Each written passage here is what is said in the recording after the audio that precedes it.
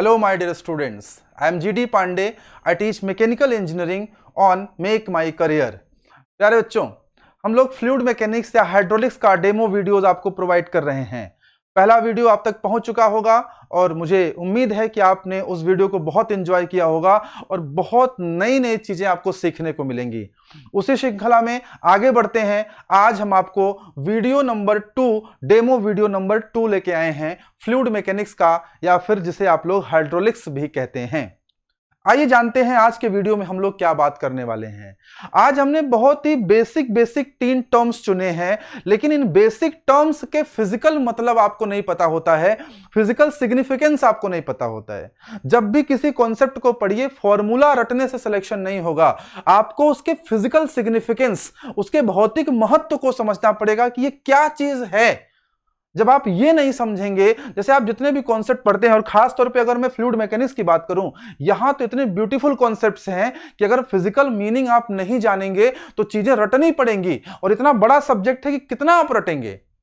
यहां surface tension का मतलब क्या है, सरफेस टेंशन कैसे काम करता है, सरफेस टेंशन का क्या तरीका है, सरफेस टेंशन में कौन सा एल है, कौन सा एफ है, वो आता कहां से है, इसको समझना पड़ेगा। यहां पे कैपिलरिटी में क्या क्या कॉन्सेप्ट होते हैं, वेटिंग फ्लूइड कैसे होता है, नॉन वेटिंग फ्लूइड कैसे होता है, फ्लूइड प्रॉपर्टीज में ही आपको पढ़ाऊंगा। ये सब फिजिकली आपको महसूस करना पड़ेगा। जब आप बायोन्सी पढ़ेंगे, बायोन्सी में आप क्या पढ़ते हैं, आर्किमिडीज प्रिंसिपल, बायोन फोर्स के बारे में पढ़ेंगे, तो वहां बड़े बड़े सिंपल कॉन्सेप्ट हैं, लेकिन फिजिकली आपको महसूस करना पड़ेगा। जैसे क्वेश्चंस होते हैं कि आपने वाटर में आइस फ्लोट हो रहा है, जब आइस मेल्ट हो जाएगा तो लेवल बढ़ेगा लिक्विड का कि घटेगा पानी का, कि रिमेन्स सेम रहेगा, क्या होगा। स्टील बाल्स को अगर हम डाल दें, पानी में डुबा दें, तो लेवल बढ़ेगा कि घटेगा। तो बहुत सारे क्वेश्चंस हैं, तो फिजिकल सिग्निफिकेंस जानना बहुत जरूरी है। ऐसे ही 3 इंपॉर्टेंट टर्म को फिजिकल सिग्निफिकेंस के साथ समझाने के लिए मैं इस वीडियो में आया हूं। और पहले टर्म का नाम है मास डेंसिटी, दूसरे का वेट डेंसिटी, तीसरे का रिलेटिव डेंसिटी। रिलेटिव डेंसिटी का कुछ और भी नाम आपने सुना होगा, अभी देखेंगे वो नाम क्या है और उन दोनों में अंतर क्या है। शुरुआत करते हैं मास डेंसिटी से। मास डेंसिटी का फॉर्मूला आपको पता होगा, उसमें कोई खास बात नहीं है। टेम्परेचर बढ़ने पे डेंसिटी क्या होता है, प्रेशर बढ़ने पे डेंसिटी क्या होता है, यह भी आपको पता होगा, इसमें भी कोई खास बात नहीं है। खास बात यह है कि डेंसिटी को फिजिकली रियलाइज कैसे करेंगे। आज मैं आपको डेंसिटी का फिजिकल रियलिस्टिक रियलाइजेशन करा के दिखाऊंगा इसी क्लास में। तो आइए मास डेंसिटी को जानते हैं। आप जानते होंगे इसे रो से डिनोट करते हैं, और मास डेंसिटी होता है मास अपॉन वॉल्यूम, केजी पर मीटर क्यूब। यूनिट का विशेष ध्यान देना है बच्चों। जब आप फ्लूइड मैकेनिक्स पढ़ रहे हो तो विशेष रूप से ध्यान दीजिए यूनिट का, क्योंकि यूनिट में जरा सा भी सावधानी हटी, दुर्घटना घटी, समस्या हो जाएगी। जैसे उदाहरण ले लें तो वॉल्यूम को ही ले लीजिए। वॉल्यूम की अगर यूनिट पे बात करिए तो वॉल्यूम की 2 यूनिट आपको मिल सकती है। किसी क्वेश्चन में वॉल्यूम की 2 यूनिट आपको मिल सकती है। वॉल्यूम की यूनिट मीटर क्यूब भी होती है और वॉल्यूम की यूनिट लीटर भी होती है। हो सकता है सवाल में लीटर में दिया हो, आपको मीटर क्यूब में चेंज करना पड़ेगा, क्योंकि फाइनल आंसर हमेशा मीटर में रहेगा। जरा सी आप गलती करेंगे यूनिट का, सवाल गलत हो जाएगा। तो यूनिट का विशेष ध्यान देना है when we are studying fluid mechanics. Dimension ml के पावर -3 होगा, यह बड़ी बात नहीं है, क्लास 11 से आप पढ़ते चले आ रहे हैं। आगे बढ़ते हैं। Variation of density with respect to the temperature and pressure.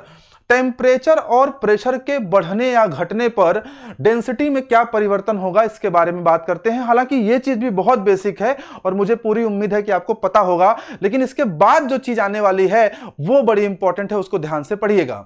चलिए, अगर हम लोग अभी हमने देखा डेंसिटी इज इक्वल टू क्या होता है, मास अपॉन वॉल्यूम, मास अपॉन वॉल्यूम। चलिए मास को फिक्स कर देते हैं।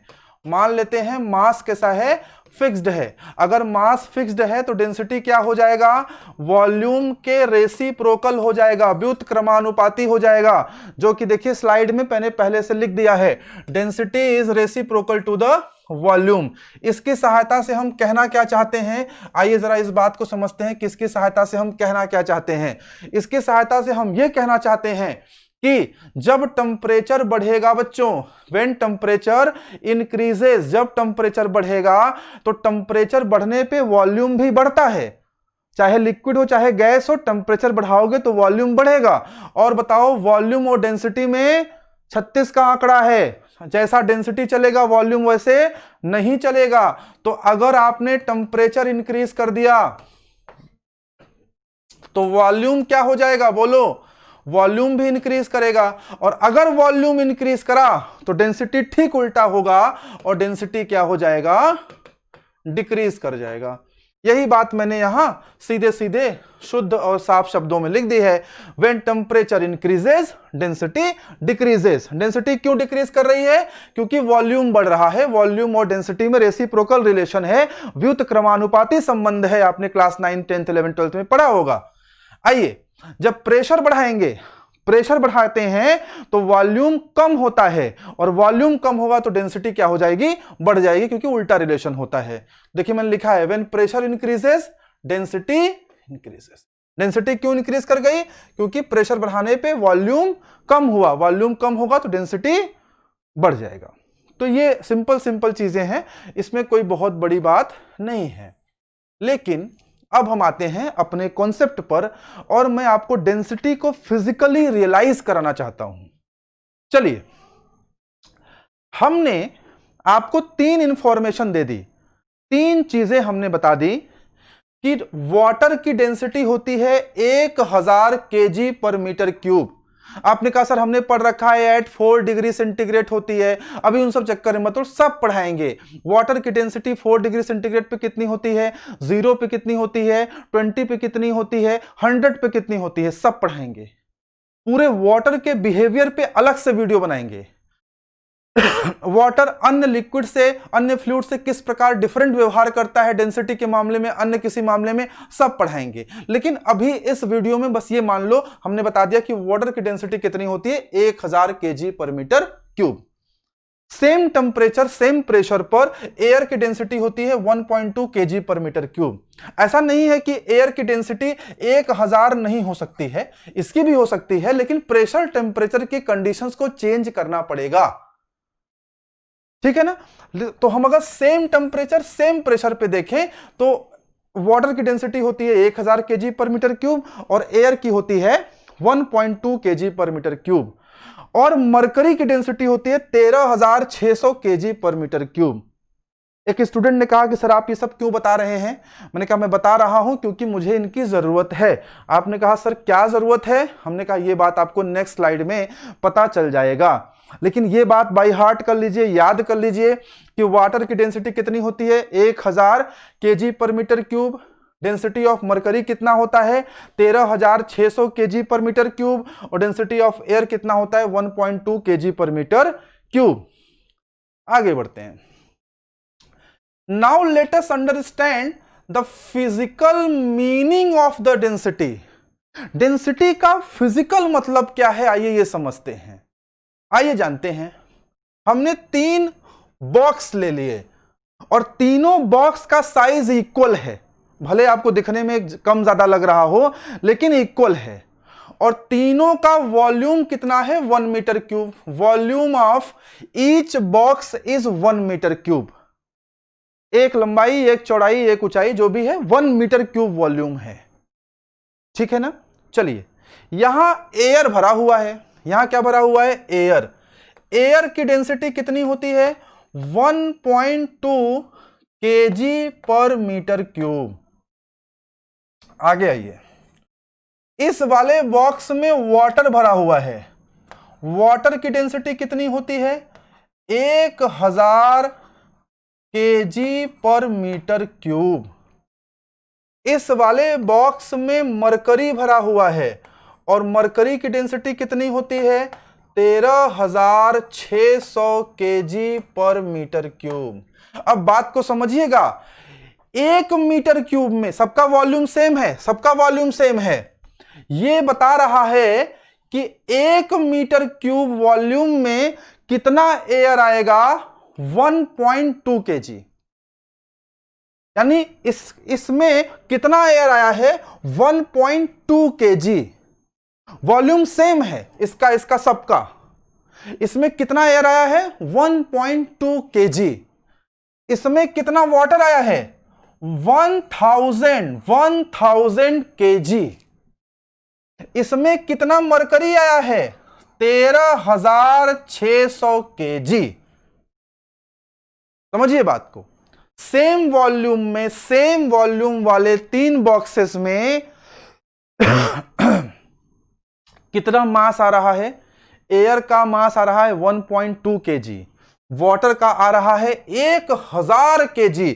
1.2 से कंपेयर करिए तो लगभग 1000 गुना बढ़ गया, और 1000 से मरकरी में कंपेयर करिए तो 13 गुना बढ़ गया। अब बताइए, मैं आपको कहूं, ध्यान से सुनिएगा, मैं आपको कहूं कि बेटा इनमें से किसी एक बॉक्स को आपको लेना है, चाहे एयर वाला, चाहे वाटर वाला, चाहे मरकरी वाला, इनमें से किसी एक बॉक्स को लेना है और ढोते हुए थोड़ी देर तक ले जाना है, तो आप कौन सा बॉक्स चुनेंगे? ऑब्वियस सी बात है, आप वो बॉक्स चुनेंगे जो सबसे हल्का होगा। और आप देखिए, केवल एयर वाले में केवल 1.2 kg मास आ रहा है, तो निश्चित रूप से आप कौन सा बॉक्स चुनेंगे? एयर। कौन सा बॉक्स सबसे कम हैवी है? एयर। कौन सा बॉक्स ज्यादा हैवी है? वाटर वाला। कौन सा बॉक्स सबसे ज्यादा हैवी है? मरकरी वाला। इससे हमें क्या जानकारी मिली है? इससे हमें यह जानकारी मिली है कि डेंसिटी केवल फॉर्मूला नहीं है, density tells about the heaviness of a fluid. अगर हम आपसे पूछें कि एयर, वाटर और मरकरी में विच फ्लूइड इज मोस्ट हैवी, सबसे ज्यादा हैवी कौन सा फ्लूइड है? आप कहेंगे सर मरकरी। कैसे मालूम हुआ? उसके डेंसिटी की वैल्यू से। इससे कम हैवी है वाटर, क्योंकि देखिए डेंसिटी इससे कम है ना, और सबसे कम हैवी कौन है? एयर, क्योंकि डेंसिटी कम है ना। सो द गोल्डन सेंटेंस आपकी कॉपी में लिखा जाना चाहिए। क्या लिखा जाना चाहिए? गोल्डन सेंटेंस आपकी कॉपी में लिखा जाना चाहिए बच्चों, कि जो डेंसिटी होता है, क्या होना चाहिए? Density tells about the heaviness of fluid. Density किसके बारे में बताता है? हैवीनेस, भारीपन के बारे में। कोई फ्लूइड कितना हैवी है ये कौन बताएगा? ये डेंसिटी बताएगा। जिस फ्लूइड की डेंसिटी जितना ज्यादा वो फ्लूइड उतना हैवी, जिस फ्लूइड की डेंसिटी जितना कम वो उतना कम हैवी। और ये गोल्डन सेंटेंस है, इंटरव्यू में आपसे पूछ सकता है, एग्जामिनेशन में पूछ सकता है। Which property tells about the heaviness of fluid? निम्न में से कौन सी प्रॉपर्टी, कौन सा गुणधर्म हैवीनेस के बारे में बताता है? क्या बताओगे? डेंसिटी। आगे बढ़ा जाए तो मैंने कोशिश करी कि मैं डेंसिटी का फिजिकल सिग्निफिकेंस आपको समझा पाऊं, और मुझे उम्मीद भी होगी कि आप इसके पहले नहीं पता होगा, आपने केवल फॉर्मूला रटा होगा बस, density is equal to mass upon volume. केवल इतने से काम नहीं चलेगा, थोड़ा सा आगे बढ़ना पड़ेगा। आपसे कोई पूछे व्हाट इज डेंसिटी, बताइएगा density is the heaviness of the fluid. कोई फ्लूइड कितना भारी है, कितना हल्का है, ये कौन बताएगा? डेंसिटी बताएगा। आगे बढ़ा जाए, अब आते हैं वेट डेंसिटी पर, जिसको स्पेसिफिक वेट भी आप लोग बोलते हैं। बहुत सिंपल है, मास डेंसिटी को हमने क्या किया? Mass of fluid upon volume.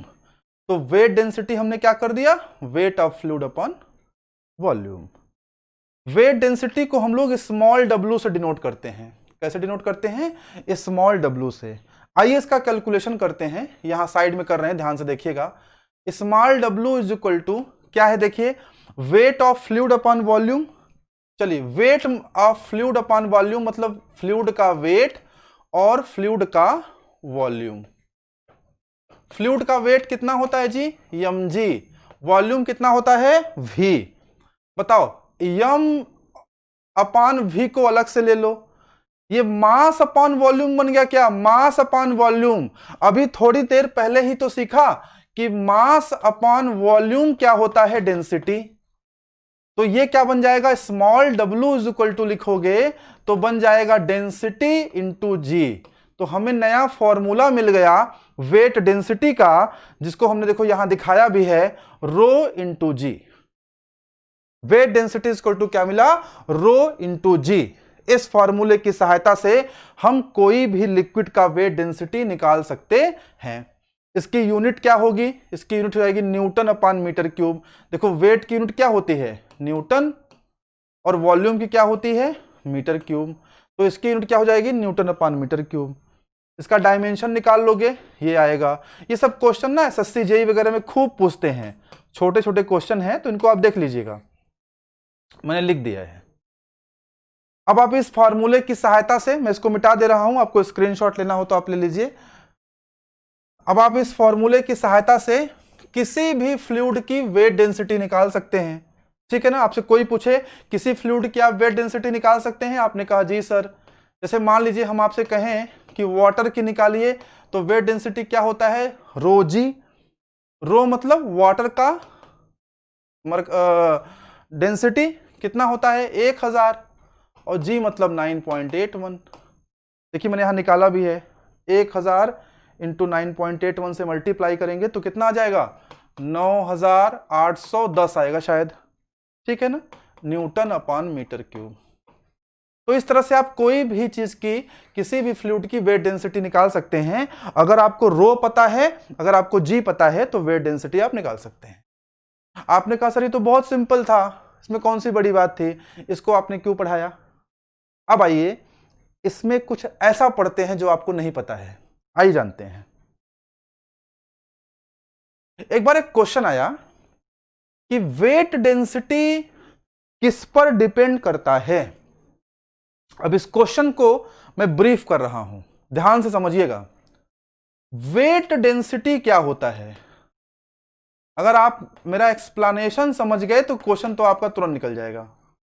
Wait density is equal to, अभी आपने निकाला रो इंटू जी, जहां रो क्या है, डेंसिटी। यानी जो डेंसिटी है ये दो चीजों पर डिपेंड करती है, एक मास पर डिपेंड करती है, और एक ये किस पर डिपेंड करती है, वॉल्यूम पर। Weight density is equal to होता है रो इंटू जी। डेंसिटी दो चीजों पर डिपेंड करती है, मास पर और वॉल्यूम पर। और जी किस पे डिपेंड करता है, जी डिपेंड करता है लोकेशन पर। भाई जो अर्थ पे जी का मान कुछ और है, मून पे जी का मान कुछ और होगा। तो अगर हम आपसे पूछे कि वेट डेंसिटी किस चीज पर डिपेंड करेगी, तो ये मास पर डिपेंड करेगा, ये वॉल्यूम पर डिपेंड करेगा, और ये किस पर डिपेंड करेगा, लोकेशन पर। अब समझिएगा, डेंसिटी और मास डेंसिटी और weight density similar kind of word लगते हैं, लेकिन जमीन आसमान का फर्क है।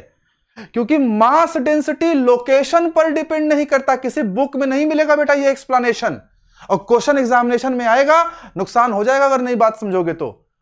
क्वेश्चन सही करना है तो समझो, मास डेंसिटी लोकेशन पर डिपेंड नहीं करता, और वेट डेंसिटी लोकेशन पर डिपेंड करता है। That is the concept, that is the point.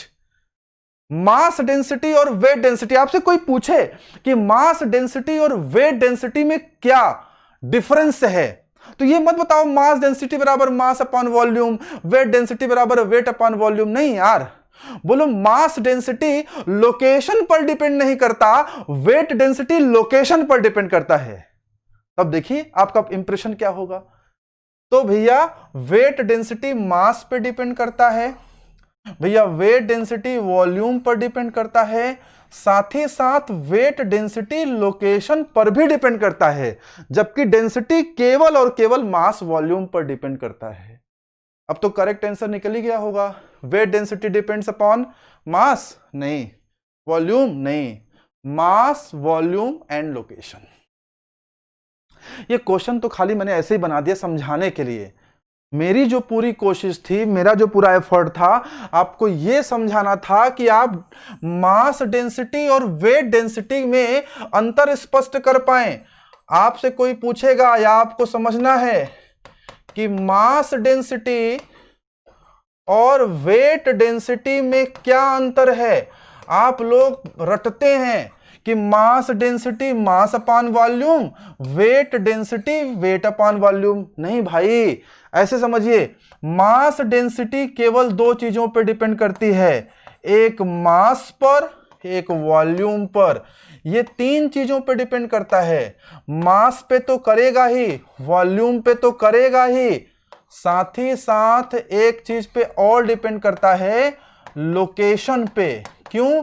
क्योंकि इसमें जी का टर्म भी आता है। जी मतलब ग्रेविटेशनल एक्सेलरेशन, जो किस पे डिपेंड करता है? लोकेशन पर। यानी अब बताइए, अगर किसी फ्लूइड को अर्थ से मून पर ले जाया जाए, क्वेश्चन बन सकता है, एग्जामिनेशन क्वेश्चन बता रहा हूं, किसी फ्लूइड को अर्थ से मून पर ले जाएंगे, क्या उसकी मास डेंसिटी में कोई चेंज होगा? नो, क्योंकि मास डेंसिटी लोकेशन पर डिपेंड नहीं करती। क्या उसके वेट डेंसिटी में कोई चेंज होगा? यस, क्योंकि उसकी वेट डेंसिटी लोकेशन पर डिपेंड करता है। ये क्वेश्चन मैंने आपको समझा दिया, उसी को मैंने यहां लिखा है नेक्स्ट स्लाइड में। If fluid is taken to moon from earth, तो क्या होगा अगर मून से अर्थ पे ले जाएंगे, सॉरी अर्थ से मून पे ले जाएंगे तो क्या होगा?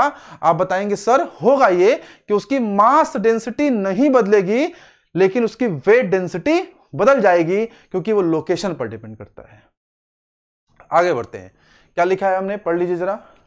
Density does not depend upon the location, weight density does depends upon the location. This is the golden sentence, copy में लिख लीजिएगा, गोल्डन सेंटेंस है बेटा ये, इस पे क्वेश्चन बन सकता है एग्जामिनेशन में। आगे बढ़ते हैं, लास्ट में दो टर्म और समझते हैं, एक है रिलेटिव डेंसिटी, एक है स्पेसिफिक ग्रेविटी। और इसको समझने से पहले सबसे पहले एक बात बता दे रहे हैं, बहुत सारी किताबों में भी लिख दिया गया है और बहुत सारे टीचर्स भी बता देते हैं, वो ये कह देते हैं कि दोनों बराबर हैं, दोनों सेम हैं।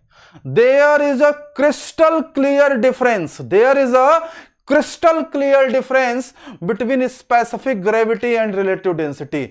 दोनों में अंतर है, स्पेसिफिक ग्रेविटी डिफरेंट है और रिलेटिव डेंसिटी डिफरेंट है। क्या डिफरेंस है इनमें, वो समझाने जा रहा हूं। सबसे पहले क्या समझाऊंगा, स्पेसिफिक ग्रेविटी, और फिर कहां आऊंगा, रिलेटिव डेंसिटी पर। स्पेसिफिक ग्रेविटी क्या होता है, इसको चलो हम लोग एस से डिनोट कर देते हैं। अगर आप एस इज इक्वल टू लिखोगे तो ये होता है, सॉरी, डेंसिटी ऑफ फ्लूइड। जिस भी फ्लूइड का आपको स्पेसिफिक ग्रेविटी निकालना हो, किसी भी फ्लूइड का, पेट्रोल का, मरकरी का, केरोसिन का, किसी का भी निकालना हो, सबसे पहले उसको लिख देंगे density of fluid upon density of standard fluid. क्या होता है yes, density of fluid upon density of standard fluid. ये मैं रिलेटिव डेंसिटी की बात नहीं कर रहा हूं, ये मैं स्पेशली किसकी बात कर रहा हूं, स्पेसिफिक ग्रेविटी की। जैसे मान लो पेट्रोल का निकालना है, तो यहां ऊपर क्या लिखोगे, density of petrol upon density of standard fluid. ये स्टैंडर्ड फ्लूइड का क्या चक्कर है, यहां देखो कंपैरिजन हो रहा है ना, दो डेंसिटीज का कंपैरिजन हो रहा है। लेकिन ऐसा नहीं है कि कोई भी दो डेंसिटी आप ले लीजिए, स्टैंडर्ड शब्द लगाया गया है, और स्टैंडर्ड शब्द लगाने का मतलब है कंपैरिजन आप किससे कर सकते हैं, केवल और केवल स्टैंडर्ड फ्लूइड से ही कंपेयर कर सकते हैं। और हमने फ्लूइड दो पढ़े हैं ना, लिक्विड अलग गैस अलग, तो लिक्विड का स्टैंडर्ड फ्लूइड अलग होगा और गैस का स्टैंडर्ड फ्लूइड अलग होगा। अगर हम लिक्विड की बात करें तो लिक्विड के लिए हम स्टैंडर्ड किसको लेंगे बेटा, हम स्टैंडर्ड लेंगे वाटर को।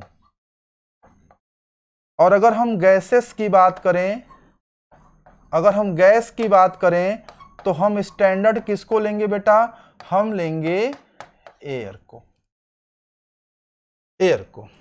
तो ये आपकी डेफिनेशन बनी है। चलिए इधर अभी रिलेटिव डेंसिटी हम लोग बाद में आपको पढ़ाएंगे, थोड़ा इससे और समझा देते हैं। यहां से आइए, जैसे मान लीजिए अगर आपसे कोई कहे कि पेट्रोल की स्पेसिफिक ग्रेविटी निकालिए, किसकी निकालिए? पेट्रोल का स्पेसिफिक ग्रेविटी निकालिए, तो कैसे निकालेंगे? Yes petrol. क्या निकालेंगे? Yes petrol. क्या बनेगा? Density of petrol, density of fluid ना, तो density of petrol upon density of water. Water क्यों लिया? क्योंकि वाटर लिक्विड के लिए स्टैंडर्ड का काम करता है, कोई और फ्लूइड यहां नहीं ले सकते, मरकरी, केरोसिन और कुछ नहीं लेंगे। जब जब ऊपर लिक्विड कोई लिया गया है तो नीचे वाटर ही रहेगा, तब आपको क्या मिलेगा? Specific gravity. अभी मैं रिलेटिव डेंसिटी पे बात नहीं कर रहा, अभी मैं सिर्फ और सिर्फ स्पेसिफिक ग्रेविटी पे बात कर रहा। मुझे उम्मीद है आप समझ भी रहे होंगे। मैं इसको मिटा रहा हूं, अगर आपको स्क्रीनशॉट लेना है तो ले लीजिए। अब मान लीजिए हम आपसे कहें कि स्पेसिफिक ग्रेविटी ऑफ ऑक्सीजन क्या होगा, तो क्या लिखेंगे आप? Density of oxygen upon density of air. Standard, किसी भी गैस के लिए स्टैंडर्ड का काम कौन करेगा? एयर। किसी भी दो फ्लूइड से कंपेयर नहीं कर रहे हैं, स्पेशली एक स्टैंडर्ड ले रहे हैं, लिक्विड के केस में वाटर और गैसियस के केस में एयर। यह कॉन्सेप्ट होता है स्पेसिफिक ग्रेविटी का। अब आइए जानते हैं रिलेटिव डेंसिटी क्या है। रिलेटिव डेंसिटी और स्पेसिफिक ग्रेविटी में एक थोड़ा सा डिफरेंस है। किताबें में लिख देते हैं कि दोनों सेम है, ऐसा नहीं है। रिलेटिव डेंसिटी का मतलब बहुत सिंपल है कि बस दो फ्लूइड का कंपैरिजन, उसमें कोई स्पेसिफिकेशन नहीं लगाया गया है रिलेटिव डेंसिटी में। जैसे अगर हम आपसे कहें कि density of O2 upon density of mercury, क्या ये स्पेसिफिक ग्रेविटी है? नहीं, ये स्पेसिफिक ग्रेविटी नहीं है। क्यों नहीं है? क्योंकि चूंकि यहां पे गैस है तो यहां पे एयर ही होना चाहिए, तभी ये स्पेसिफिक ग्रेविटी होगा। लेकिन अगर हम आपसे कहें कि चलिए ये स्पेसिफिक ग्रेविटी तो नहीं है, क्या ये रिलेटिव डेंसिटी है? तो मेरा आंसर होगा जी हां, ये रिलेटिव डेंसिटी है। कोई भी दो गैस, कोई भी दो लिक्विड, कोई भी दो फ्लूइड को कंपेयर कर दीजिए, उसे रिलेटिव डेंसिटी तो कह सकते हैं, लेकिन उसे आप स्पेसिफिक ग्रेविटी नहीं कह सकते हैं। स्पेसिफिक ग्रेविटी आप तभी कहेंगे जब आप कंपैरिजन करेंगे विद द स्टैंडर्ड फ्लूइड्स। इससे गोल्डन सेंटेंस निकल के आता है, इससे गोल्डन सेंटेंस निकल के आता है। क्या गोल्डन सेंटेंस आता है? गोल्डन सेंटेंस ये आता है कि all the specific gravities are relative density. जितने भी स्पेसिफिक ग्रेविटी हैं सब रिलेटिव डेंसिटी हो सकते हैं, लेकिन सारे के सारे सारे के सारे रिलेटिव डेंसिटी जरूरी नहीं है कि स्पेसिफिक ग्रेविटी हो जाएं। रिलेटिव डेंसिटी में वही स्पेसिफिक ग्रेविटी बन सकते हैं जहां आपने कंपैरिजन स्टैंडर्ड से किया है। जैसे मान लो दो बच्चे हैं, एक लड़का है मान लो ए, एक है मान लो बी। कोई लड़का है, मान लो ए मतलब अच्छे लाल, बी मतलब बड़े लाल। अच्छे लाल क्या कर रहे हैं? अच्छे लाल कर रहे हैं density of petrol upon density of mercury. क्या अच्छे लाल स्पेसिफिक ग्रेविटी निकाल रहे हैं? नहीं। लेकिन क्या अच्छे लाल रिलेटिव डेंसिटी निकाल रहे हैं? हाँ, रिलेटिव डेंसिटी तो है, ये कंपैरिजन हो गया तो रिलेटिव डेंसिटी है। बड़े लाल को स्पेसिफिक ग्रेविटी निकालने के लिए दिया गया, तो ये क्या कहेंगे? Density of petrol upon density of water, क्योंकि वाटर ही स्टैंडर्ड माना गया है। तो जितनी भी क्या ये रिलेटिव डेंसिटी नहीं है? ये भी तो कंपैरिजन ही है, ये भी रिलेटिव डेंसिटी है, लेकिन ये स्पेसिफिक ग्रेविटी है। तो जितने स्पेसिफिक ग्रेविटी है वो सब रिलेटिव डेंसिटी होंगे, लेकिन सारे के सारे रिलेटिव डेंसिटी स्पेसिफिक ग्रेविटी नहीं होंगे। That is the point. तो मैंने ये कोशिश करी कि छोटे छोटे बेसिक टर्म्स आपको समझाए जाएं। ये छोटी छोटी चीजें जब एग्जामिनेशन में आती हैं तो बहुत बड़ी बन जाती हैं, खास तौर पे जब आपने कभी ठीक से इनको न पढ़ा हो। मेक माई करियर का यूट्यूब चैनल सब्सक्राइब कर लीजिए, वहाँ हमारे एप्लीकेशन की लिंक मिलेगी, उस पर डाउनलोड कर लीजिए। हमारे पेड बैचेस की इंफॉर्मेशन और हमारे जो फ्री ऑफ कॉस्ट क्लासेस आपको मिलती हैं, ये सब कुछ भी वहाँ मिल जाएंगी। और इसी तरह पढ़ाई करते रहिए, आगे बढ़ते रहिए। Thank you very much.